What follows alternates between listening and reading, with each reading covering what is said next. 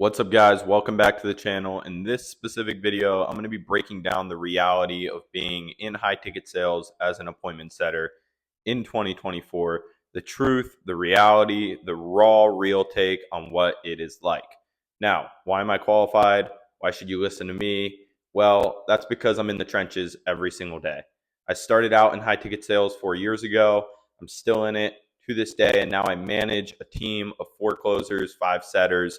And so I know what it's like on a day-to-day basis to not just work in sales, but I also know what it's like to manage a team of setters, appointment setters, and the highs and lows and what actually goes into it and how the good ones actually make a lot of money and how the bad ones filter themselves out and don't make a lot of money. And really point you in the right direction as to what you can expect, what to avoid, and ultimately how to make the most money as an appointment setter. By the way, if I sound a little bit off or anything, I literally just got like appendix surgery yesterday. So recovering from that. But that actually leads into my first point. I woke up yesterday at like 3 a.m., had pain in my stomach, got surgery by noon, was at the hospital, came back, fell asleep, woke up at 9 p.m., up for another few hours, fell back asleep Sunday night, woke up Monday morning and jumped on our morning team meeting, which is at 11 a.m. Eastern time. Now, would I have been able to skip this meeting? Absolutely. Did I skip this meeting? No, right? And that leads into my first point about appointment setting, which is that you need to show up. You need to be the person who doesn't make excuses. You need to be the person who's consistent, who's reliable, who's mentally tough. As cringe as it sounds, the best appointment setters I've come across are the ones who are mentally tough, the ones who are able to hold themselves accountable, the ones who are going to be putting in long days dialing. If you're DM setting, you're typing messages back and forth with leads all day long, trying to set appointments for the closer to be able to close deals. If you're doing outbound dialing, even if you're calling warm leads that have opted into the funnel, you're still going to be dialing for hours and hours on end. The best appointment setters literally dial for 8 to 10 hours a day. I need you guys to understand that. The best appointment setters are grinding 8 to 10 hours a day. Sure, there's appointment setters out there who are working 2 hours a day, 3 hours a day, and making good money. Maybe they're just like somehow getting by. They have great leads, or a lot of times they're working 2, 3 hours a day. They think they're making great money for what they're making. Like they might be making $5,000 a month and they feel like that's awesome money, but they could be making 10, 15K a month if they were grinding at that next level.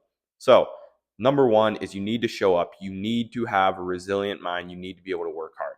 Okay. Number two, as an appointment setter, you need to take accountability for your sets not closing, even if it feels like it's the closer's fault. So you have an appointment setter and you have a closer. The appointment setter sets appointments, the closer closes deals. What I see time and time again is appointment setters setting appointments and then literally just blaming the deal not closing on the closer. Are there circumstances where that's the case? Absolutely. There's plenty of circumstances where you have a bad closer, someone who shouldn't be on the team, someone or a company who just doesn't hold their closers to the level that they need to be held to. However, as an appointment setter, how do you make money? You set appointments that get closed by the closer. That's when you get paid. It's when the deals actually close. So the first thing you need to be doing when you land an appointment setting role is QCing yourself. What I mean by that, quality checking yourself. Going back, watching your set calls, seeing if you are on process, seeing if you are on script, seeing if you tied down the prospect to actually show up to the meeting, seeing if you got the prospect excited about the opportunity before passing them off to the closer. And most of the time, what I've noticed is mentally, if you do this mental check and someone ends up not showing up to a meeting that you set, or someone ends up not closing on a meeting that you set, 90+% of the time, you could do a mental check and say, okay, yeah, I kind of knew that that lead was like a little bit iffy, or I kind of knew that I didn't hype that person up enough about the meeting, or I kind of knew that I skipped over a little bit of the tie downs to actually show up for that meeting. And if you're able to do that as an appointment setter, your income will skyrocket. You'll make way more money than anyone else because you're taking accountability for things that you did wrong in your process, and therefore you're able to fix them. You're able to tie down harder that the person will show up on the next meeting. You're able to tie down harder that they're excited about this opportunity. You're able to sell them on the idea of the opportunity. You're able to make these improvements, which are ultimately going to make you more money, right? So we have the hard, resilient work ethic. We have the accountability. And then the third thing, of course, is going to be the offer. You need to sell something that's sexy. You need to sell something that people actually want, right? It has product market fit, PMF. There needs to be PMF for you to make a lot of money as an appointment setter. You need to have product market fit, whatever offer it is, whatever service it is. It needs to be something that's high ticket where the commission is there, where you can make hundreds of dollars per deal that closes, or even in some cases, thousands of dollars per deal that closes. And then it needs to have product market fit, meaning the market needs to want this product. There needs to be competitors. There needs to be plenty of leads coming in. There needs to be plenty of opportunity. There needs to be a bright future for whatever that industry is that you're selling in. Like, you need to check all those boxes before you get yourself in an appointment setting role. Time and time again, I hear people getting in an appointment setting role in an industry nobody cares about, nobody's looking into buying in, and it doesn't matter how good you are, you're not going to make a bunch of money.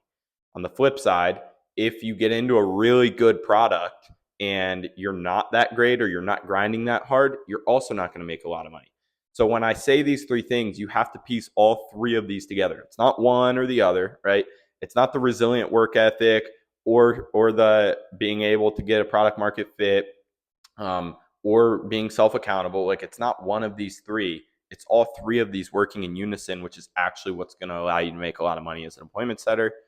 So that's it. If you guys have any questions about being an appointment setter, you can always DM me on IG, or you can go down in the description and check out my mentorship. I'll talk to you guys soon.